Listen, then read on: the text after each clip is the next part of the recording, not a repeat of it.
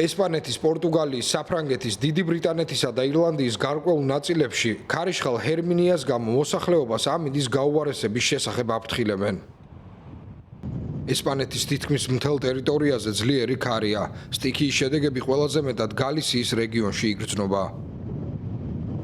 ერთი ადამიანი დაიღუპა, ხოლო საგანგებო სამსახურში 1200-ზე მეტი შეტყობინება შევიდა ამინთან დაკავშირებული სხვადასხვა შემთხვევის გამო. 13000 აბონენტი ელექტროენერგიის გარეშეა დარჩენილი. საფრანგეთის 8 რეგიონში განგაშის ნარინჯისფერი დონეა გამოცხადებული. ილი-დავილენის რაიონში კი უკვე წითელი დონე მოქმედებს. წყალდიდობის გამო ილი-დავილენის რაიონში მოსახლეობის ევაკუაცია გახდა საჭირო, წყლის დონე კვლავ იზრდება. პირველ რიგში გავაგრძელებთ მუშაობას. გვეუბნებიან, რომ წყლის დონე კვლავ მოიმატებს. ამიტომ აქ დავამატებთ შესაბამის საშუალებებს, რომ ავეჯი გადავარჩინოთ. ამავდროულად დიდ ბრიტანეთში, კერძოდ დევონსა და კორნოულში განგაშის ყვითელი დონეა გამოცხადებული. 1000-ზე მეტ აბონენტს ელექტროენერგია ამ დრომდე არ მიეწოდება.